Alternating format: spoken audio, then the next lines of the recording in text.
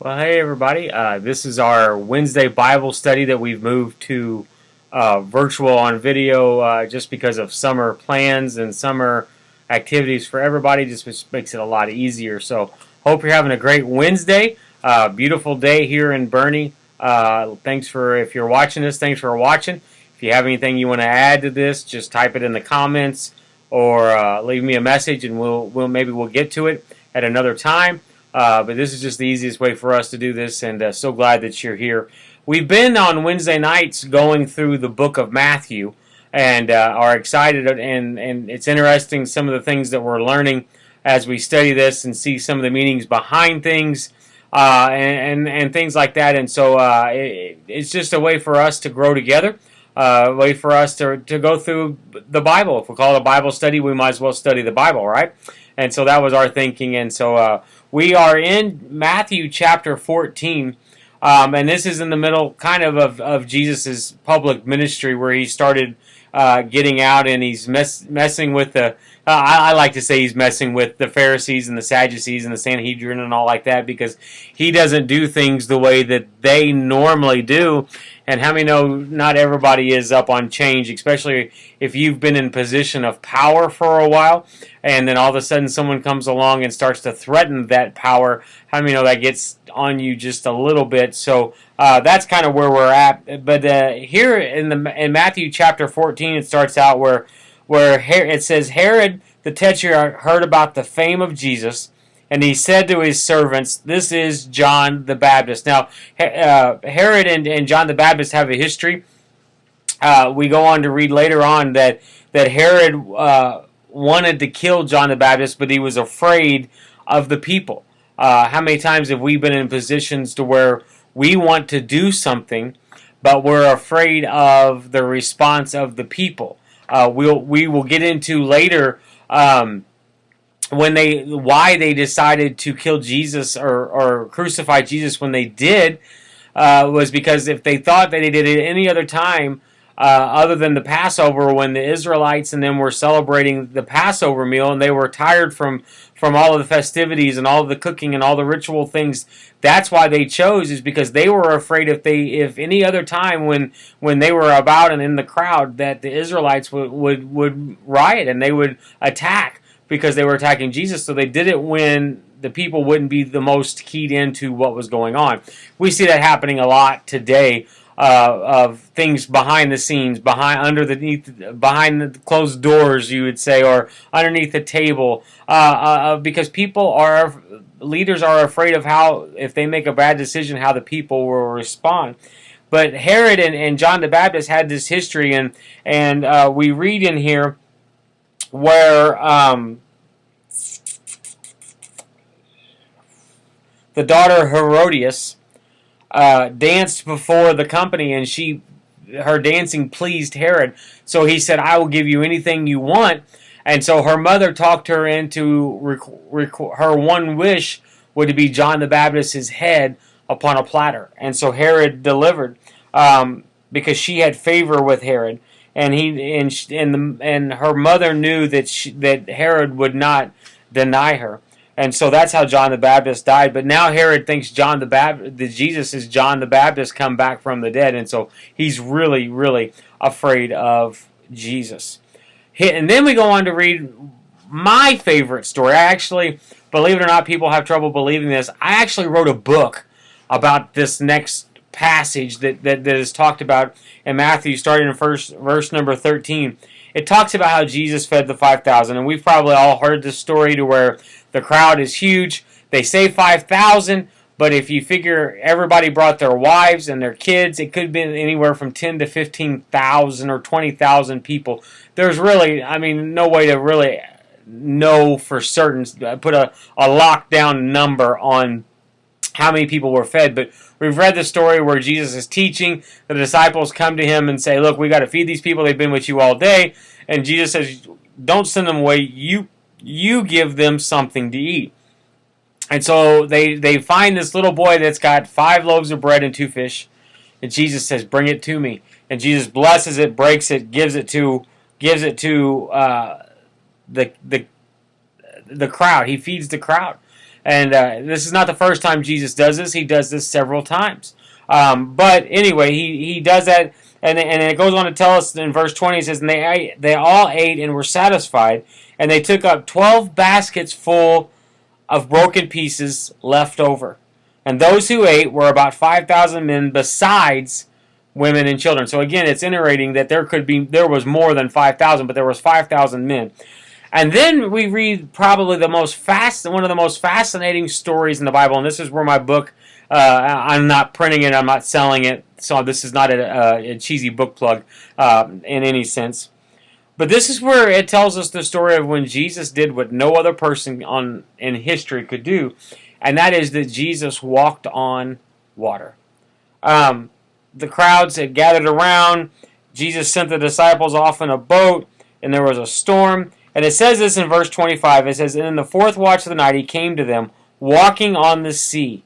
But when the disciples saw him walking on the sea, they were terrified and said, it's a ghost. Now you can't blame them. And they cried out in fear. But immediately Jesus spoke to them, saying, take heart, it is I. Do not be afraid. And let me just share a little bit about this. Jesus is telling them, look, don't fear, it's me. Okay, everybody calm down, everybody take a deep breath. I know it's a storm, I know you've never seen this before, I know you've never experienced this or even thought this was possible, but it's me. And yes, I'm walking on water. And so Jesus is coming to them, trying to, again, show them. Well, how many know every group has the one loudmouth, okay? Or the one that wants to do everything before everybody else could do. And that's where we find Peter again. Peter was notorious for not having the filter from his brain to his mouth. His heart was pure, but the filter was clogged. And so Peter says, Peter wants to walk to Jesus. And he says, Lord, if you let me walk to you. And Jesus says, okay, if it is me. I mean, if Jesus would have said no, that would have sent the message to the disciples and to Peter that it wasn't Jesus. But Jesus is like, it's me. So sure, okay, come on. And Peter begins to walk on water. But the Bible says in this passage that as he began to walk on water, he got distracted and began to look at the storm that was there and the water and the boat and the disciples. Basically, he took his eyes off of Jesus. And the minute he took his eyes off of Jesus, the Bible says he began to sink. Reached out, cried out, Jesus reached down, grabbed him, put him back in the boat, But then Jesus immediately reached out his hand, took a hold of him, and saying to him, "O you of little faith, why do you doubt?" Anybody else like me struggle with fear and doubt? Now, I know the Bible says do not fear, have no doubt, all that stuff, but let's just give ourselves a break for a moment and realize that we are human. We're not Jesus. And let me take another load off of you this afternoon, and say this, that just because you have some doubts, or you have a little fear, does not make you an unbeliever. Makes you human. That's my opinion. You can disagree with it. It's okay. I still love you. But just because you have a little bit of fear and doubt does not make you a weak Christian. Makes you human. Because we see things mostly with our eyes, not with Jesus' eyes. We can't see what Jesus sees. We can't see the future. We don't know what's about to happen. We don't know what the future holds. Jesus does. He knows, so he can be confident in that. Now, it doesn't mean that you shouldn't pray through until you get rid of the fear and get rid of the doubt. But even look at the disciples who hung out with Jesus every day for 3 years. Saw him didn't read about the miracles of Jesus. They saw him do the miracles in person. And yet, when there are times when the Bible says that Jesus reprimanded them because of their fear or because of their doubt. So you're in good company when you say, you know what, I have just a little bit of doubt, just a little bit of fear. I'm sorry. And so Jesus reached down and he told Peter, he said, "Oh, you little faith, why did you doubt?" When Jesus is saying, Peter, look, you said if it's me, come, you could walk. And you were, until you took your eyes off of me. We've got to keep our eyes on Jesus. And everything will be okay. And then he wraps up chapter 14, and he says, when they crossed over, they came to a land at Gennesaret. And when the men of the place recognized him, they sent around to all that region and brought to him all who were sick, and implored him that they might only touch the fringe of his garment. And as many as touched were made well. You know, I can't imagine. I go places a lot, and I've never had like crowds waiting for me to arrive. I mean, I've preached at churches where I walk in and they're waiting on me, and somebody's there to, you know, to assist or show me where to go, what to do, kind of the order, the plan, what's going to happen. But I've never been in a place where when I showed up, everyone's like, "Oh my goodness, Joey's here. We've got to get everybody we can into the place." Okay, that I don't have that notoriety. I don't have that reputation. Okay, but Jesus shows up in Gennesaret, and it says that they went and throughout not just the town, but the whole region, and brought all who were sick to Jesus, and everyone that he touched was healed. And they told him, they said, if you can just touch the hem of his garment, you'll be made well. Wow. Just touch a string of his clothing, and he's that powerful that you will be healed. Isn't that amazing? That's the Jesus that we serve. Is the one that we can just touch the hem of his garment and know that we will be made well. The woman with the issue of blood, she just touched the hem of his garment.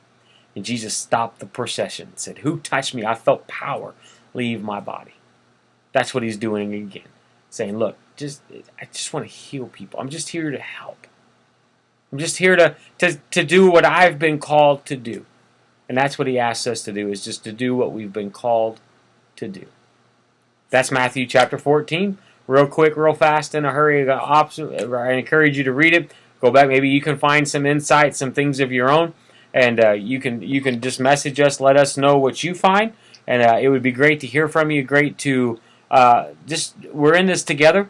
We're growing in the Bible together, and our knowledge and understanding and trying to learn new things. Some of us have read the Bible our entire lives, and you know, this is nothing new. Some are new, and so this is new. They've never read this before. So I encourage you, just on your own time, maybe it's just a couple of verses, go through and just say, Lord, is there something you would like to show me? And I know that God will. And so that's our Bible study for this week. Every week, every Wednesday, we'll be putting on a Bible study covering one of the chapters in Matthew. And we get done with Matthew, then we'll just keep going and keep studying and learning together. Hey, I'm praying that you have a great day. Enjoy this beautiful weather. I know I'm going to today. And so look forward to seeing you again. If you don't have a church home, we'd love to have you join us at Bernie First Assembly. It would be our honor for you to worship with us. If you have a home church, go support your pastor. Go support your church. Be there, pray with them, join together, learn together, rejoice, and worship together. And we hope you have a great day. We'll talk to you again soon. God bless you.